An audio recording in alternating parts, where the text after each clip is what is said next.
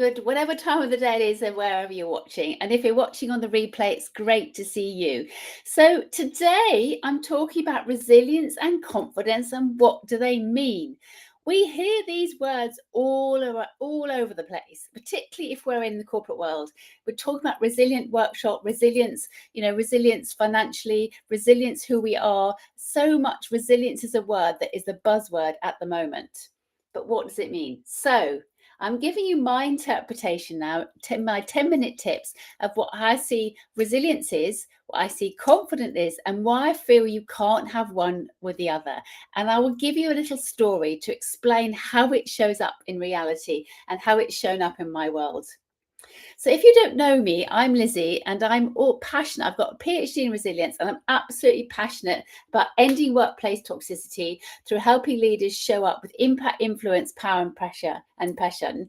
And part of that is because I spent 25 years in the army to lieutenant colonel. So I've had to live and breathe it, from deployments, war zones, conflicts, coups, avalanches. I've had all sorts of experiences, and so I've known what it feels like to have to be resilient and have to step up. So what does it mean to you? So have a think what it means to you. For me, it's all about resilience. I define it as overcoming adversity. Yes, we've heard all that before. I think really interesting. It's all about uncovering, discovering, and recovering. So it has three phases in my world. So the first one is uncovering what is actually happening here. What's causing you to feel that you need to step up and be resilient. So we all know COVID very well. And so that first week, it was like, whoa, what's happening when we went into lockdown? What was going on? And then it was like, okay, this might be going for a while. So start off by discovering what's going on here. Then we start saying, okay, what's happening?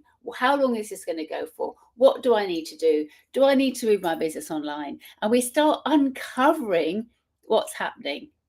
And then we go through a phase of recovering and creating that new norm for us. Now, you all might have heard of things about step back, it bounced back.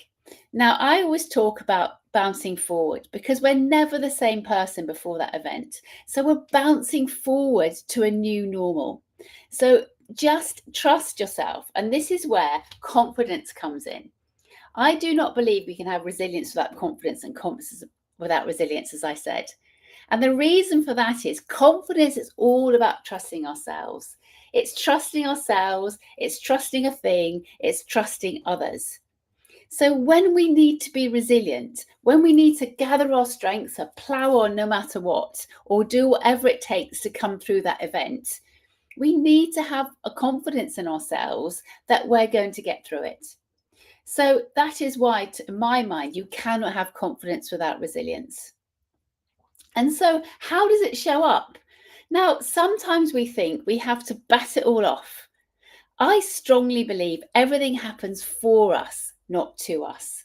So when you have an event that you might not want to be happening, that you feel, why is it happening to me? It's having that mindset. And this is part of a resilient mindset, to think, okay, this is happening. There's got to be a silver lining in this somewhere. What is that silver lining? What is the learning I can take from this? And so part of a resilience mindset is to acknowledge that every event is a growth opportunity. Every situation, everything that happens to us, because it's happening for us, it's giving an opportunity to learn. And when we go through that mindset, we realize, actually, let's embrace it. No matter how tough it is, let's embrace the learning that's coming out of it. And so just to give an example of what it feels like to be resilient or not, as the case may be, and I think this is the other point I like to make, is that resilience is all very happy when everything's hunky-dory. We feel resilient. Resilience is not that you feel that you can cope with everything that's happening to you. The resilience is where you go on, you deal with it, you get on with it, no matter how you feel. So last September, I had a real experience of this, living and breathing what resilience actually happens in reality. I was climbing Snowdon with my mastermind group. I've been to the Himalayas before, so I thought, oh, Snowdon, that's okay, because I've been up to 18,000 feet twice in the Himalayas. I was even caught in an avalanche in the Himalayas. So I thought, okay, this is not going to be, I was not complacent about it, but I thought if I can do the Himalayas in an avalanche and I had Georgia and I wasn't well, surely I can do this. Great. So the thing I didn't anticipate was the weather. Although everybody says if you've been to Snowdon, the weather's always atrocious. However, it was 50-mile winds, torrential rain. We even had hail in September. So consequently, the rock face was very slippy. And I'm dyspraxic, so I'm a bit clumsy. So a group decided they weren't going to do it at all because the weather was so bad. Very sensible. They decided to go and do their own work together and have a sort of a networking group together, which is great. And some decided there was a train, but actually the train was cancelled because the weather was so terrible. So there is a train to go up the side of Snowdon so you can get to the top without having to walk. That was cancelled. But those of us that wanted to do it, we decided we were going to do it anyway.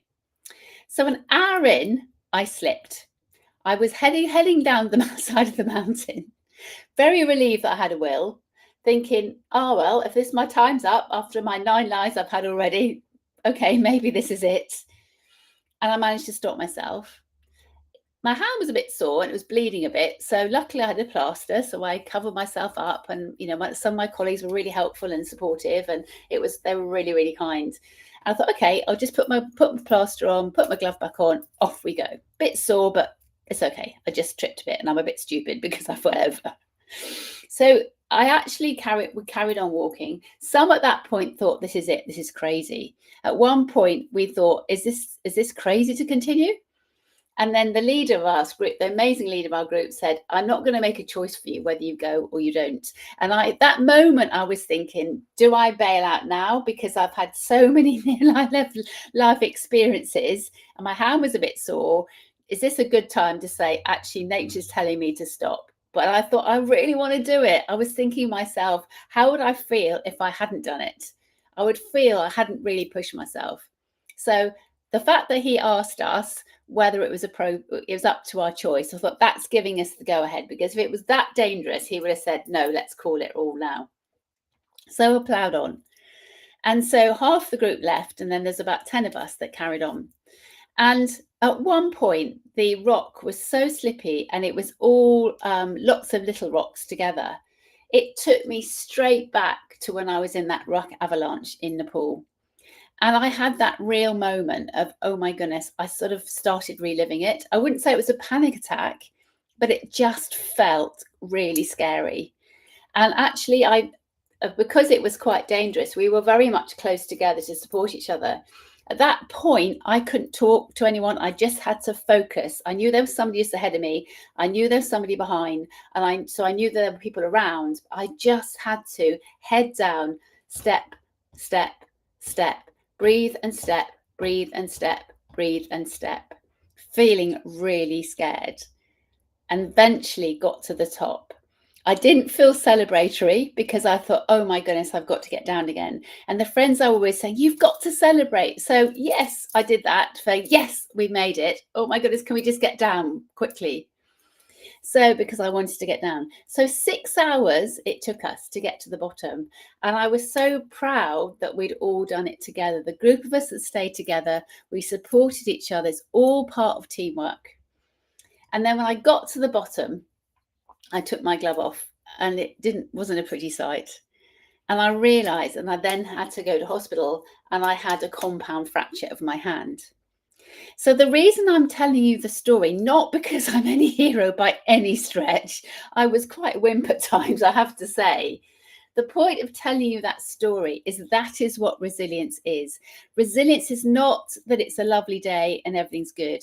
It is finding that resources within you whenever you need it, and trust yourself they'll always be there. When the going gets tough, then actually that is when you can just keep going.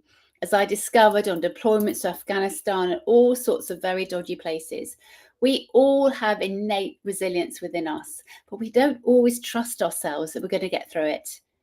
Trust yourself that every setback is a setup for you. As I say, everything happens for us, not to us, as I've just said. So really embrace the moment, because you have more resources than you can ever imagine. So you are resilient even when you feel you're not. And if you want to know how resilient you really are, you'll see in the bottom is my 2-minute resilience scorecard, which takes literally, as I say, 2 minutes to complete. 20 questions, very quick yes and no. And it will tell you how resilient you are. And then I can give you some tips personal to you. So take care, be resilient, own your awesomeness, and let's speak soon. Take care. Bye-bye.